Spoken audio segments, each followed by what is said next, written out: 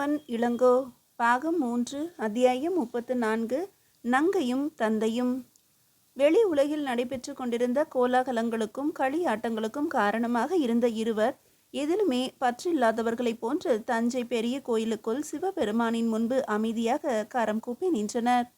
ஒருவர் கங்கை கொண்ட சோழர், மற்றொருவர் அரையன் ராஜராஜன்.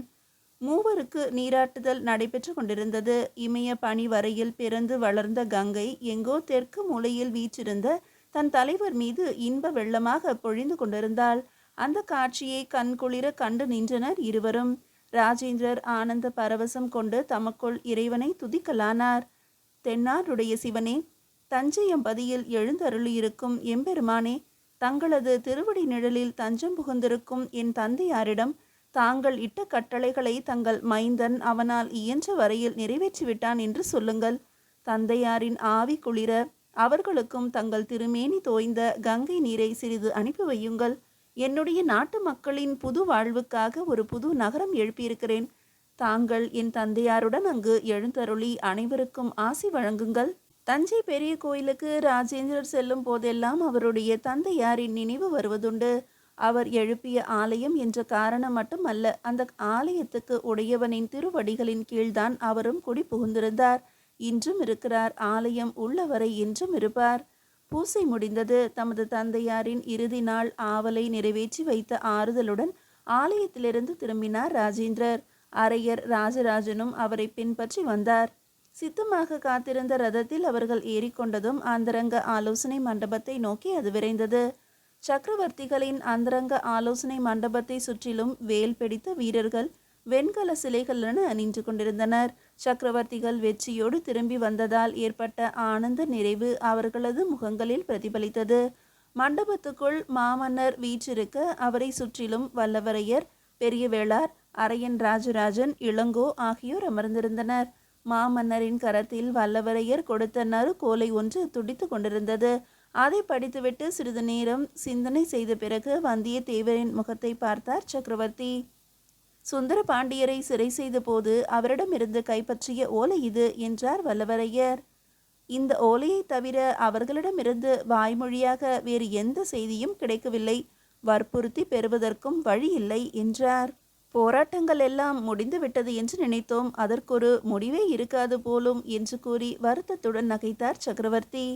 சாதனைகள் நிறைவேற போகும் சமயத்தில் புதிதாக ஒரு சோதனை முளைத்திருக்கிறது. என்ன செய்வது? அதையும் ஏற்றுக்கொள்ள வேண்டியதுதான். சோதனையா? பதட்டத்தோடு கேட்டார் பெரியவேளார். ஆமாம், நம்முடைய நண்பராக இருந்த கடாரத்து அரசர் சங்கிராம விஜயோத்துங்கவர்மர் இப்போது பகைவராக மாறியிருக்கிறார். பாண்டியரை சார்ந்தவர்களின் தூண்டுதல்களால் நம்முடைய வாணிப கலன்களையே கொள்ளையிடும் அளவுக்கு அவருக்கு மெய்துணிவு பிறந்திருக்கிறது. நம்முடைய கடல் வாணிபத்துக்கு இதுவரையில் அவரையே காவலாக நம்பியிருந்தோம். வேலியே பயிரை மேய தொடங்கிவிட்டது. முன்பே ஜெகவீர நாச்சியப்பர் இதை என்னிடம் கூறிய போது கடாரத்தரசருக்கு அந்த கடற்கொள்ளையில் பங்கு இருக்காதென்று நினைத்தது தவறாகிவிட்டது என்றார் வந்தியத்தேவர். சக்கரவர்த்திகளே என்று துடித்து கொண்டு எழுந்த இளங்கோ, எனக்கு அனுமதி தாருங்கள் சக்கரவர்த்திகளே, படைக்கலன்களோடு நான் கடாரத்துக்கு சென்று வருகிறேன் என்றான். தரைப்படை கங்கையை வென்றது, கடற்படை கடாரம் கொண்டது என்று பெயர் வழங்கட்டும். இளங்கோ, கடாரம் என்ன ஈழ நாட்டைப் போல அவ்வளவு அருகில் இருக்கிறது என்று நினைத்தாயா? சக்கரவர்த்தி வினவினார். தரை வழியாக வங்கத்துக்கு சென்று வந்தோம் அல்லவா? அதைவிட நெடுந்தொலைவு கடல் வழி போக வேண்டும். புயல், மழை, கொந்தளிப்பு, கடற்பாறைகள், திமிங்கிலங்கள் இவையெல்லாம் கடந்து கடாரத்தை அடைய வேண்டும். எத்தனை போர்க்கலன்கள் செல்வது? எத்தனை வீரர்களை அழைத்து போவாய்? எத்தனை நாட்களுக்கு அவர்களுக்கு உணவுப் பொருட்களை கொண்டு செல்ல இயலும்? எளிதல்ல இளங்கோ. அரையன் ராஜராஜன் இளங்கோவுக்கு எடுத்து கூறினார். இளங்கோவின் உறுதி இதனால் மிகுதியாகியதே தவிர குறையவில்லை. வருவதெல்லாம் வரட்டும். பெரியவர்கள் அனைவரும் இங்கே இருந்து கொண்டு வெற்றி விழாவை சிறப்புற நடைபெறச் செய்யுங்கள். எனக்கு மட்டும் அனுமதி தாருங்கள். பொறுமை வேண்டும் இளங்கோ என்றார் சக்கரவர்த்தி. இளங்கோவின் கண்கள் கலக்கமுற்றன. பாண்டிய நாடு, சாளுக்கிய நாடு, வங்க நாடு எங்குமே என்னை அழைத்து செல்லவில்லை. என் ஆற்றலில் குறை கண்டால் கையில் வாள் எடுக்கக்கூடாது. சக்கரவர்த்திகள் எனக்கு கட்டளையிட்டு விடலாம். ஆனால் இது போன்ற செய்திகளை கேட்ட பின்னரும் என்னால் பொறுக்க இயலவில்லை. பெரிய வேளார் பெருமை தாங்காது கம்பீரமாக நிமிர்ந்து உட்கார்ந்தார். வல்லவரையர் தமக்குள் சிரித்து கொண்டே சக்கரவர்த்திகளை கூர்ந்து நோக்கினார். நானும் உன் வயதில் இப்படித்தான் இருந்தேன் என்றார் கண்டோர் நடுங்கும் காலன். சக்கரவர்த்திகள் சற்றே யோசித்துவிட்டு, சரி இளங்கோ, உன் விருப்பப்படி நீயே புறப்படலாம் என்றார்.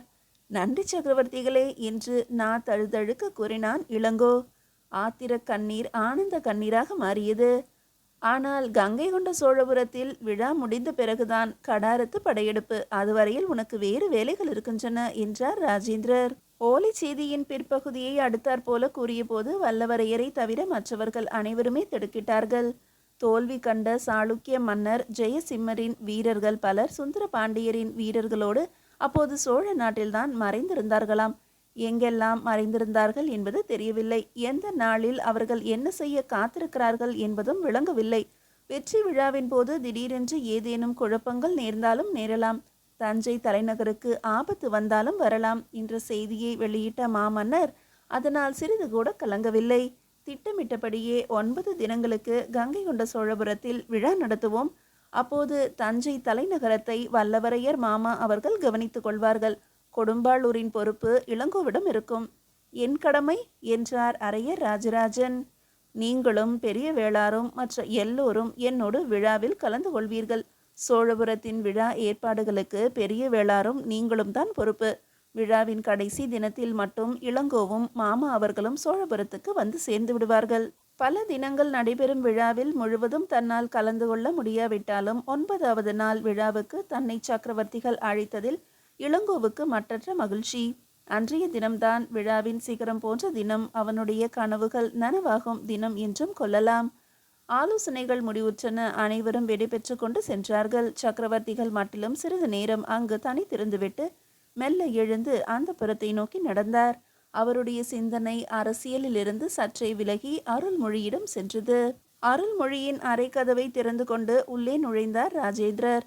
தன் கண்களையே நம்ப முடியாமல் திகைத்து நின்ற அருள்மொழி ஓடோடி வந்து தன் தந்தையாரை தழுவிக்கொண்டாள்.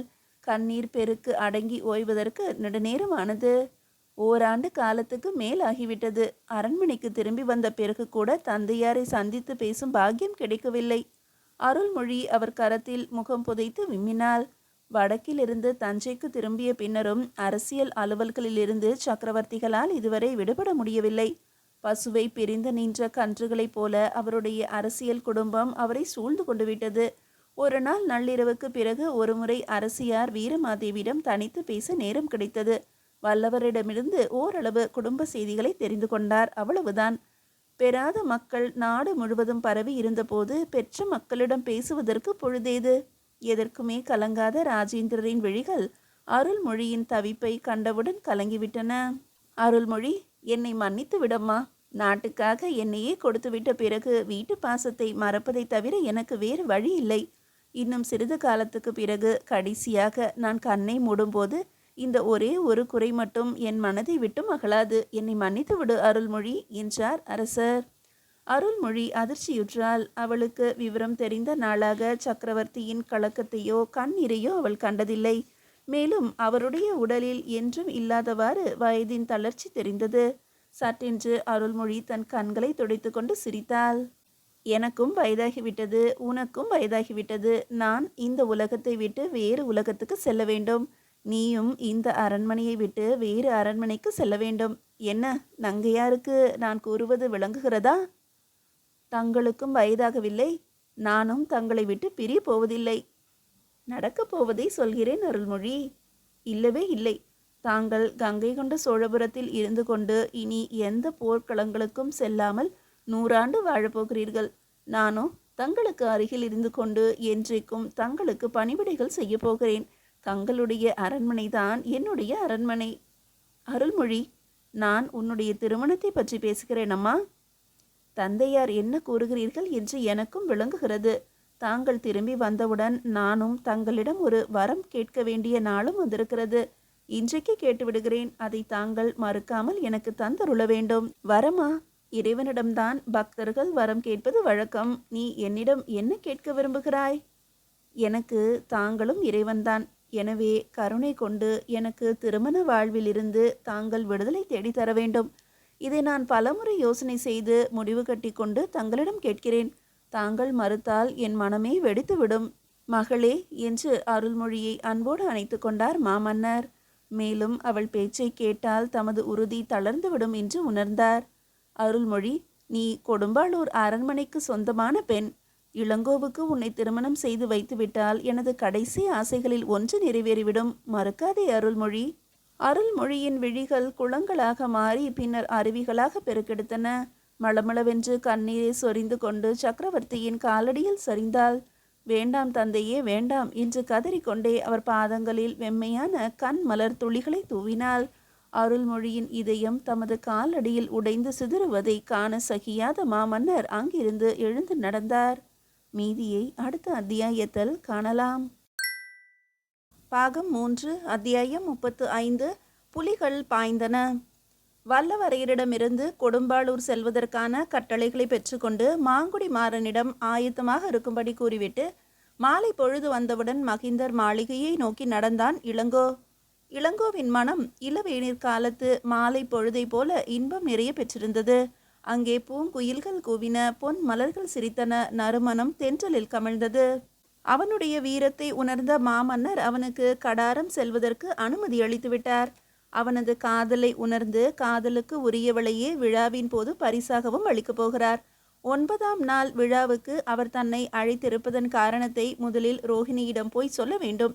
அவளை முன்னேற்பாடாக குடும்பத்தோடு கங்கை கொண்ட சோழபுரத்துக்கு மற்றவர்களுடன் சேர்ந்து புறப்பட சொல்ல வேண்டும். நெஞ்சு நிரம்பும் வரை காற்றை இழுத்து சுவாசித்து கொண்டு கைவீசி நடந்தான் இளங்கோ. தனக்கு நிகராக யாருமே இந்த உலகத்தில் பிறந்திருக்க முடியாது என்ற கர்வம் அவனுக்கு. மகிந்தர் மாளிகைக்குள் நுழைந்து அதன் தோற்றத்தை கண்டவுடனேயே அவனுடைய கர்வத்தில் பாதி கரைந்தது. கந்துலனின் மகள் மித்திரை அவனை கண்ட மாத்திரத்தில் உள்ளே ஓடிவிட்டாள். கந்துலனும் முகத்தை திருப்பிக் கொண்டான். ரோஹிணியை அவள் அறையில் காணவில்லை. இளங்கோவின் படம் வரையப்பட்டிருந்த திரைச்சீலையின் கிழிந்த துண்டு காற்றில் பறந்து வந்து அவன் காலடியில் சுருண்டது. காசிபனின் சித்திரமும் அங்கு காணப்படவில்லை. இளங்கோவின் இதயத்துக்குள்ளிருந்து குபீர் என்று ஒரு எரிமலை கிளம்பியது. யார் செய்த தீங்கு இது? ரோஹிணி எங்கே? இன்ப வெள்ளத்திலே மிதந்து வந்தவன் எரி நெருப்பில் புகுந்து மீழ்வது போல மகிந்தர் மாளிகையின் பின்புற வாயில் வழியாக வெளியே சென்றான். அவனுடைய அரண்மனையில் தங்கி விருந்து உண்டு திரும்பிய மகிழ்ச்சியார் அவனை கண்டவுடன் உபச்சாரத்துக்காக ஒரு சிரிப்பு கூட சிரிக்காமல் பேயை கண்டவர் போல மிரண்டு ஒளிந்தார். என்ன நடந்தது? ஏன் இந்த புறக்கணிப்பு? ஏன் இந்த அவமானம்? இளங்கோவுக்கு ஒன்றுமே புரியவில்லை. மாளிகையின் பின்புற தோட்டத்தை நோக்கி அவன் சாரி பாம்பென விரைந்தான். அவனது காலில் மிதிப்பட்டு மலர்கள் நசுங்கின, செடிகள் முறிந்தன, தரையே அதிர்ந்தது. அவன் கண்ட காட்சியும் அதற்கு மேல்தான் இருந்தது. சரக்குன்றை மரங்கள் எங்கே? அவற்றில் கொத்து கொத்தாக தொங்கிய பொன் மலர்கள் எங்கே? மரகத போர்வை போல சூழ்ந்து நின்ற இளம் தளிர்கள் எங்கே? பட்டுப்போன பால் மரங்களைப் போல மொட்டை மொட்டையாக நின்றன கொன்றை மரங்கள். சிறிய கிளைகள் அனைத்தும் ஒடிக்கப்பட்டு பயங்கரமான தோற்றத்தை கொடுத்து கொண்டிருந்தன. கொம்பும் கிளையுமாக இலையும் பூவுமாக விளங்கிய மரங்கள் மனிதனின் எலும்பு கூடுகள் போன்று விகாரமாக காட்சியளித்தன. இளங்கோவுக்கு திடீரென்று ஒரு சந்தேகம் ஏற்பட்டது. வெற்றி விழா கொண்டாட்டத்தில் தோரணங்கள் கட்டுவதற்காக யாரேனும் இப்படி செய்து விட்டார்களோ? மறுகணமே அந்த சந்தேகம் விலகியது. இலைகளும் மலர்களும் வேறெங்கும் போகவில்லை. அதே இடத்தில் தரையில் தாறுமாறாக குவிந்து கிடந்தன. அந்த குவியல் ஒன்றின் மீது தலை விரிக்கோலமாக உட்கார்ந்து கொண்டு அடிமரத்தில் சாய்ந்திருந்தாள் ரோஹிணி. ரோஹிணி தானா அவள்? ஏனோ அந்த கோலத்தில் அவளை காண பிடிக்கவில்லை இளங்கோவுக்கு. சந்தடியின்றி வந்த வழியாகவே திரும்பி செல்ல நினைத்தான். ஆனால் அவ்வளவு தூரம் வந்த பிறகு, அவளையும் கண்ட பிறகு அவனுக்கு திரும்பி செல்ல மனமில்லை. ரோஹிணி என்று குழைவோடு மெல்ல குரல் கொடுத்தான். திடுக்கிட்டு திரும்பி பார்த்தாள் ரோஹிணி. அவளுடைய கண்கள் இளங்கோவை காணும் கண்களாக தோன்றவில்லை. கொலையாளியை பார்த்துவிட்ட குற்றவாளியை போல பதறிக்கொண்டு எழுந்தாள். இதெல்லாம் என்ன ரோஹிணி? உனக்கு என்ன வந்துவிட்டது? மறுமொழியில்லை. ஆனால் கண்கள் இரண்டும் இளங்கோவின் முகத்தில் நிலை குத்திவிட்டன. கண்களா அவை? பழுக்க காய்ச்சிய இரு இரும்பு வேல்கள் நேரே இளங்கோவின் நெஞ்சில் பாய்ந்து அங்கிருந்த குருதி நாளங்களை சுட்டு பொசுக்கின. அவள் அருகில் கிடந்த காசிபன் படத்தையும் அவளையும் மாறி மாறி பார்த்தான் இளங்கோ. காரணம் முழுமையாக விளங்காவிட்டாலும் காரணத்தின் ஒரு பகுதி பளிச்சென்று புலப்பட்டது. ரோஹிணி அப்போது ரோஹிணியாக இல்லை, காசிபனின் தமக்கையாக மாறியிருந்தாள். காசிபன் என்ற இளம் புலிக்குட்டி அவள் உள்ளத்துக்குள் பதுங்கி உருமுவதை அவள் கண்களின் வாயிலாக கண்டுகொண்டான் இளங்கோ. நிலவை பொழியும் விழிகள் நெருப்பை கொட்டுகின்றனவே. ரோஹிணி, பேச மாட்டாயா? என் மீதுள்ள கோபத்துக்கு காரணம் கூற மாட்டாயா? சித்த பிரமை கொண்டவள் போல கலகலவென்று சிரித்தாள் அவள். பெண் சிரிக்கும் சிரிப்பல்ல அது. அவனுடைய கேள்விக்கு விடையளிக்காமல், இந்த சரக்குன்றை மரம் ஏன் இப்படி ஆகிவிட்டது என்று நீங்கள் கேட்கவில்லையே என்று அவளையே திருப்பி கேட்டாள் அவள். நான் தான் முறித்தேன், நான் தான் ஒடித்தேன், நான் தான் அழித்தேன் என்று கூறி மீண்டும் பயங்கரமாக சிரித்தாள் ரோஹிணி. காரணமா கேட்கிறீர்கள்? அதுவும் என்னிடமா கேட்கிறீர்கள்? உங்கள் நெஞ்சை கேட்டு பாருங்கள். நெஞ்சு என்று ஒன்று உங்களுக்கு இருக்கிறதா? இதோ இவனிடம் கேட்டு பாருங்கள். காசிபா, அவரிடம் சொல்லடா காரணத்தை. அருகில் கிடந்த காசிபன் படத்தை சுட்டி காட்டிவிட்டு அவளுடைய பயங்கரமான விழிகளால் இளங்கோவை மென்று உறிஞ்சத் தொடங்கினாள். வேண்டாம் ரோஹிணி, முன்பே உன்னிடம் கூறியிருக்கிறேன், உன்னுடைய விழிகளுக்கு இந்த பார்வை கூடவே கூடாது. காரணம் எதுவாக இருந்தாலும் என்னிடம் மெதுவாக எடுத்துச் சொல். இல்லாவிட்டால் நான் வெறியனாகிவிடுவேன், முரடனாகிவிடுவேன். உன்னுடைய அந்த விழிகளால் என்னை கொடியவனாக்கிவிடாதே ரோஹிணி. என்னை கொலைகாரனாக மாற்றிவிடாதே. அன்புக்கு மட்டிலும் கட்டுப்பட்ட ஒரு முரட்டு வீரனின் உயிர் ஆத்திரத்தில் அறிவிழந்து தடுமாறிய ஒரு பேதையின் உயிரிடம் அமைதி கேட்டு துடித்தது. அவளை மறைமுகமாக எச்சரித்தது. ஓ, இன்னும் நீங்கள் கொடியவராக மாறவில்லையா? கொலை பாதகராக மாறவில்லையா? ஒரு கொலை செய்துவிட்டது போதாது என்று மற்றொரு கொலை செய்வதற்கு வந்திருக்கிறீர்களா? ஏளனமாக நகைத்தாள் ரோஹிணி. என்ன? கொடும்பாளூர் குலத்தின் பிறவி குணம் இளங்கோவின் இரத்தத்தில் கலந்தது. ரோஹிணியின் கரும் கூந்தல் இளங்கோவின் பிடியில் இருந்தது. என்ன கூறினாய்? பெண்ணுக்காக உயிரையும் கொடுக்க தயங்காத உத்தம குலம் அது. ஆனால் அதற்காக பெண்ணின் ஏளனத்தையோ வெறுப்பையோ அலட்சியத்தையோ அதனால் தாங்கிக் கொள்ள இயலாது. அது ஆள பிறந்த வேளிர் குலம். அடிமை பெண்ணின் ஆத்திரம் அதற்கு முன்பு எம்மாத்திரம்? ரோகணத்து பெண் மட்டிலும் கொடுமை நிறைந்த கொடும்பாளூர் குலத்தவருக்கு சிறிதும் இழைத்தவள் அல்லவே. அவருக்கு, பெரிய வேளாருக்கு அவன் ஒரே செல்ல புதல்வன் என்றால் அவளும் மன்னர் மகிந்தரின் ஒரே செல்வ புதல்வி அல்லவா? கொடும்பாளூரை விட ரோகணம் எந்த வகையில் குறைந்துவிட்டது?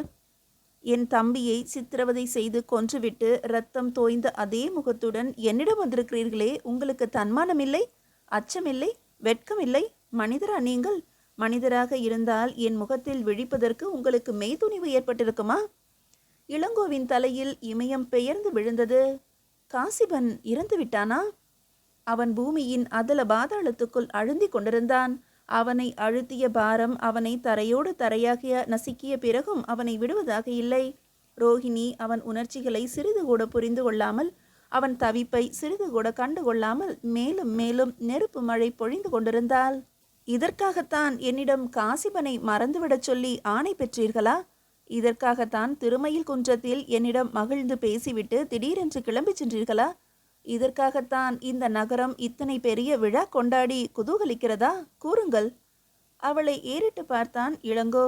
அந்த பார்வையின் வேதனையை அவள் அணுவளவாவது உணர்ந்திருந்தால் பேச்சை நிறுத்தியிருப்பாள். ஆனால் அவள் நிறுத்தவில்லை.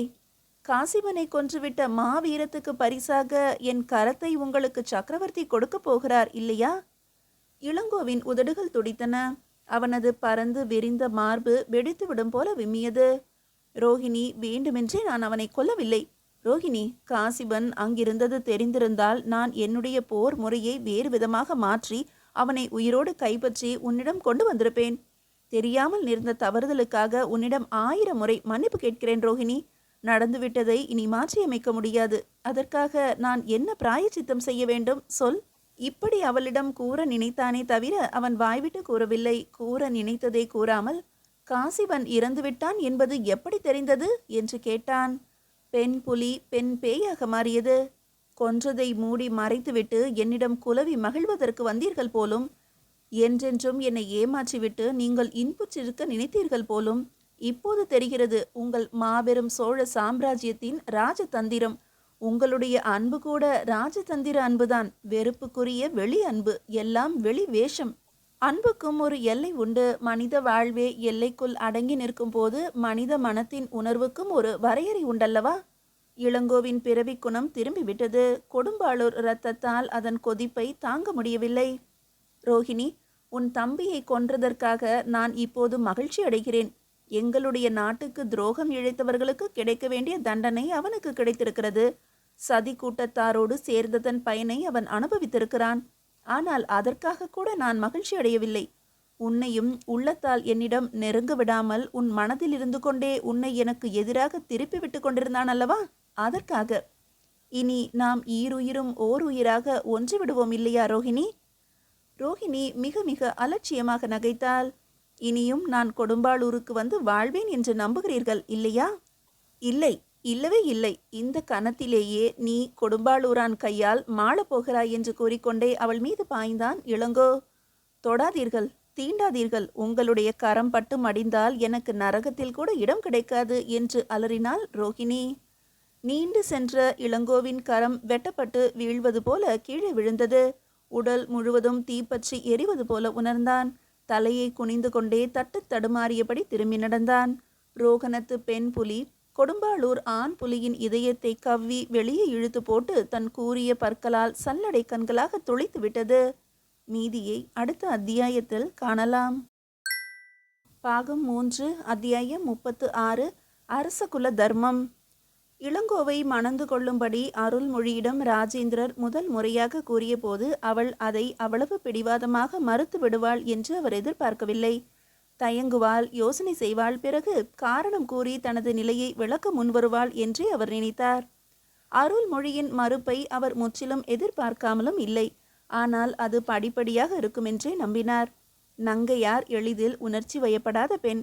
ஆகவே தக்க காரணங்களை கூறி அவளுடைய மனதை மாற்ற முடியும் என்ற எண்ணம் மாமன்னருக்கு இருந்தது. அந்த எண்ணத்தை அரை நாழிகை பொழுதுக்குள் அடியோடு அசைக்க தொடங்கிவிட்டாள் அருள்மொழி. உணர்ச்சிகளை மறைக்க துணிந்தவளின் உள்ள குமுறல் வெளியானால் அது அப்படித்தான் இருக்குமோ? அருள்மொழியின் பிடிவாதமும் மறுப்புமே அவளுக்கு இளங்கோவிடம் இருந்து வந்த ஆழ்ந்த அன்பை மாமன்னரிடம் காட்டி கொடுத்துவிட்டன. ஆனால் எதற்காகவும் ராஜேந்திரர் தம்முடைய முடிவை மாற்றிக்கொள்ள விரும்பவில்லை.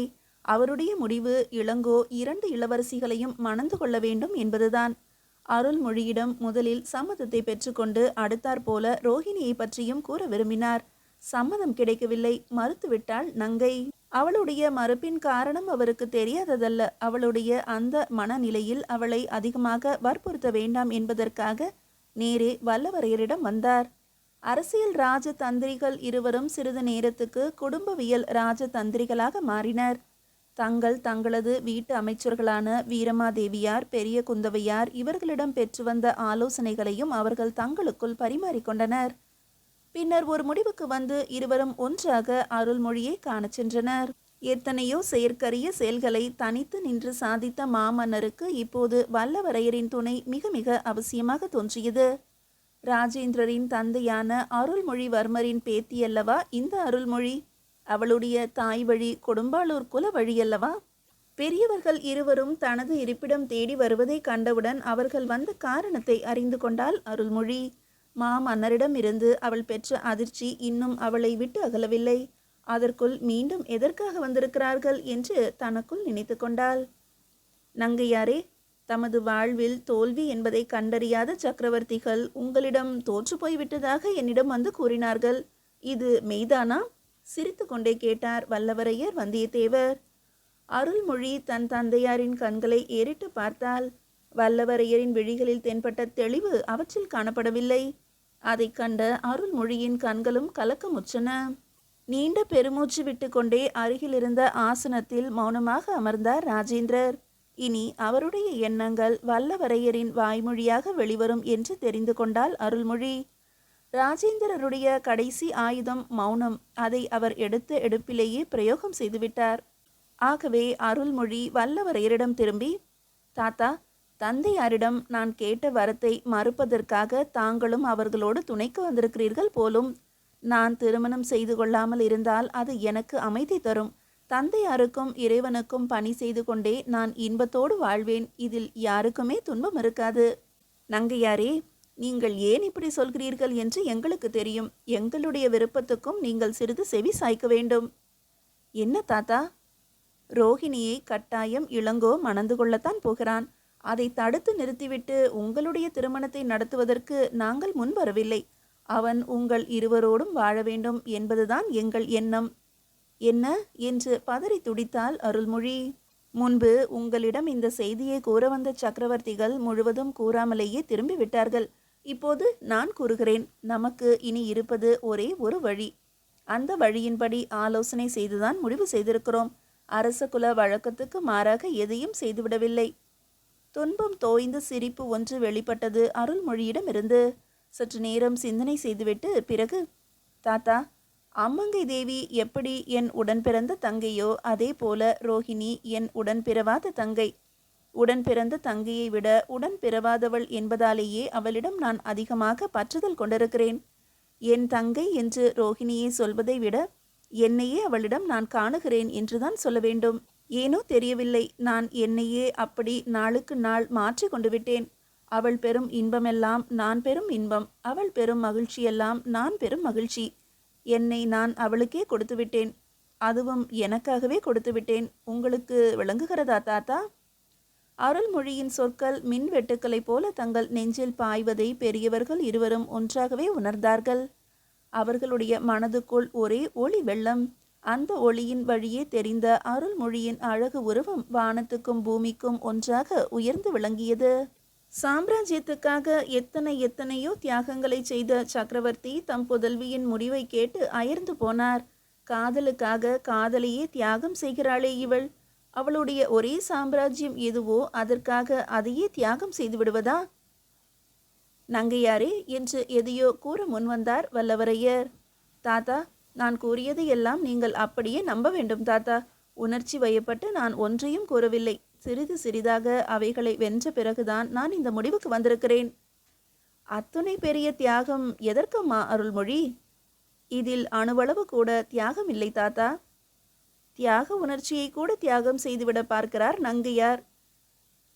தாத்தா, ரோஹிணியும் நானும் ஒன்றாகி விட்ட போது அவளுக்கு திருமணம் நடந்தால் அதுவே என் திருமணம்.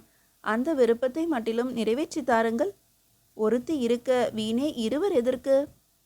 அரசகுலத்தில் நடைபெறும் திருமணங்கள் மற்றவர்களுடைய திருமணங்களை போன்றவை அல்ல அருள்மொழி. அரசகுல தர்மம் வேறு, மக்கள் வழி தர்மம் வேறல்லவா? ஏகதாரம் என்ற முறையை அரசகுலத்தில் பிறக்கும் ஆண்கள் கடைபிடிக்க வேண்டிய அவசியம் இல்லை நங்கையாரே. அதற்காக நான் சொல்லவில்லை தாத்தா.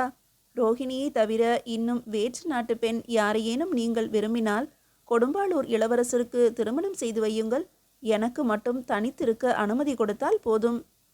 அதுவரையில் மௌனத்தை கடைபிடித்த ராஜேந்திரர், அருள்மொழி என்று அதட்டினார். அருள்மொழி தன் தந்தையை திரும்பி பார்த்தாள். ரோஹிணியும் நீயும் ஒன்று என்பது உன் எண்ணம். அதுவே எங்களது எண்ணமாக இருந்திருந்தால் நாங்கள் இவ்வளவு தூரம் உன்னை வற்புறுத்தி இருக்க மாட்டோம். நீ நினைப்பது உண்மையல்ல அருள்மொழி. நாங்கள் இப்போது இளங்கோவின் நலனில் கவனம் செலுத்த வேண்டியிருக்கிறது. எதிர்காலத்து கொடும்பாளூர் கோனாடு அவனுடையது. அந்த கோனாடோ சோழ சாம்ராஜ்யத்தின் அடித்தளம் போன்றது. நான் எந்த ஒரு சிறிய விஷயத்தையும் இந்த நாட்டின் நலனோடு ஒன்றி பார்க்க வேண்டியிருக்கிறது. அவனுடைய நல்வாழ்வு இந்த நாட்டின் நல்வாழ்வு என்பதை மறந்துவிடக்கூடாது அருள்மொழி. அவருடைய நல்வாழ்வுக்கு ரோஹிணியால் என்ன குறை வந்துவிடும்? இருவரும் ஒருவரையொருவர் தங்கள் உயிரை விட பெரிதாக மதிக்கிறார்கள். அவர்களுடைய அன்பின் ஆழம் எனக்கு நன்றாக தெரியும். நங்கையாரே, உங்களுக்கு அன்பு மட்டிலும் தெரியும், ஆனால் அதன் ஆழம் தெரியாது என்றார் வல்லவரையர். அருள்மொழியின் கண்கள் சிவந்தன. வல்லவரையரை சினந்து நோக்கி, என்னுடைய ரோஹிணியையா நீங்கள் குறை கூற துணிந்தீர்கள் என்று கேட்டாள். ரோஹிணியை குறை கூறவில்லை அம்மா. பெண்ணுக்கு பெண் குண வேறுபாடுகள் நிறைய உண்டு. நீயும் ரோஹிணியும் ஒன்றாகிவிட முடியாது. குண வேறுபாடுகளை நான் கவனித்துவிட்டுத்தான் சொல்கிறேன். குறை கூறவில்லை அருள்மொழி. நீங்கள் என்ன கூறுகிறீர்கள் தாத்தா? அவர்கள் நெருங்கி பழகத் தொடங்கியதற்கே மூல காரணம் நாங்கள்தான். எங்களுக்கு ஒரு வேளையில் அதனால் வெற்றி கிடைத்தது. ஆனால் அந்த வெற்றிக்கு பிறகு அவர்களை நான் பிரிக்க விரும்பவில்லை. தூரத்தில் இருந்து கொண்டே அவ்வப்போது அவர்களை நான் கண்காணித்து வந்திருக்கிறேன். அதனால் எனக்கு ஓரளவுக்கு ஏமாற்றம்தான் மிஞ்சியது. ரோஹிணியும் இளங்கோவும் மகிழ்ந்திருந்த நேரத்தை விட அவர்கள் ஒருவரையொருவர் துன்புறுத்தி கொண்ட நேரமே அதிகம். நான் எப்படி அதை உணர்ந்து கொண்டேன் என்பதை உன்னிடம் வெளிப்படையாக சொல்லட்டுமா? ரோஹிணி இதுவரையில் இளங்கோவை தன்னுடைய அன்பு மிகுதியால் கொடுமைப்படுத்தியே வந்திருக்கிறாள். கொடுமை நிறைந்த குரூரமான அன்பு அவளுடையது. திடுக்கிட்டு போனால் அருள்மொழி. ரோஹிணிக்காக இளங்கோ நிலவரை சிறைக்குள் புழுங்கிய காட்சி அவள் மனக்கண் முன்பு வந்தது. என்றாலும் ரோஹிணியால் இளங்கோவுக்கு கிடைத்த வெற்றிகளையும் அவள் மறந்துவிடவில்லை. அவற்றையெல்லாம் வல்லவரையருக்கும் மாமன்னருக்கும் நினைவூட்டினாள். மாமன்னர் ராஜேந்திரர் தமக்குள் நகைத்து கொண்டார். ரோஹிணிக்காக அருள்மொழி பரிந்து பேசியது முழுவதையும் கேட்டுக்கொண்டிருந்து விட்டு, மெய்தான் நங்கையாரே, ஒரு பாதி ரோஹிணியை நீங்கள் அறிந்திருக்கிறீர்கள், மறுபாதியையும் நான் அறிந்திருக்கிறேன். இளங்கோவுக்கோ சிந்திக்க நேரமில்லை. சிந்தனையை மறைக்கும் அளவுக்கு அவன் அவள் மீது அன்பு கொண்டிருக்கிறான். இன்றைக்கு அவர்கள் பழகும் விதம் வேறு. திருமணத்துக்கு பிறகு அவர்கள் வாழப்போகும் வாழ்க்கை வேறு. அதை நினைத்துத்தான் உங்களையும் இணைத்து அவன் வாழ்வில் நிறைவு தேடிக் கொடுக்க முயற்சி செய்கிறோம். என்ன, இளவரசரின் நன்மைக்காகவா என்னை வலிந்து திருமணம் செய்து வைக்க பார்க்கிறார்கள்? தன்னையே கேட்டுக்கொண்டாள் அருள்மொழி. அவளுடைய உள்ளத்தில் ஒரு இன்ப அருவி ஊற்று பெருக்கெடுக்க தொடங்கியது. என்றாலும் ரோஹிணியை பற்றி வல்லவரையர் கூறியதை அவள் முழுவதுமாக நம்பவில்லை. வல்லவரையரை பேசலானார். காரணத்தை விதி என்று சொல்வதா, அல்லது அவரவர் பிறப்பு வளர்ப்பு என்று சொல்வதா, அல்லது அவர்கள் இருவருக்கும் இடையில் ஏதோ எதிர்ப்பு சக்தி மறைந்திருக்கிறது என்று சொல்வதா என்றே விளங்கவில்லை அம்மா. இந்த நிலையில் இளங்கோவுக்கு நாங்கள் எதையும் எடுத்துச் சொல்லி அவனை திருப்பிவிட இயலாது. அவனுடைய எதிர்கால கனவுகளை அதனால் சிதைந்து விடக்கூடும். திருமணத்துக்கு பிறகு ஒருவேளை ரோஹிணி உங்களுடைய பழக்கத்தால் மாறிவிடுவாள் என்று நம்புகிறோம். அல்லது அவன் அவளிடம் தேடி காணாத அன்பின் ஆழத்தை நங்கையாரிடம் காண முடியும். அவனுடைய நன்மையை கருதியே நாங்கள் இதை செய்கிறோம். ஆழம் நிறைந்திருக்கும் கடல் பகுதியில் அடிக்கடி அலைகள் எழும்புவதில்லை. ஆனால் அவர்களுடைய அன்பில் அடிக்கடி ஆத்திரம் பொங்குவதை நானே கண்டிருக்கிறேன். வல்லவரையர் இதை கூறி முடித்த பின்பு நங்கையாரின் முகத்தை நோக்கினார். நங்கையாரின் தலை கீழே கவிழ்ந்திருந்தது. இளங்கோவுக்காக 2 நீர்த்துளிகள் அவள் விழிகளில் திரண்டிருந்தன. அருள்மொழி, உன் முடிவுதான் என்ன? சக்கரவர்த்தி கேட்டார். கொடும்பாளூர் இளவரசருக்காக நான் எதையும் செய்ய காத்திருக்கிறேன் தந்தையாரே என்றாள் அவள் கலக்கத்துடன். அத்துடன் அவள் நிறுத்தவில்லை.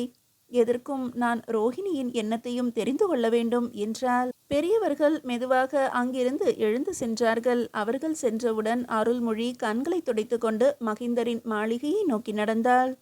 மீதியை அடுத்த அத்தியாயத்தில் காணலாம்.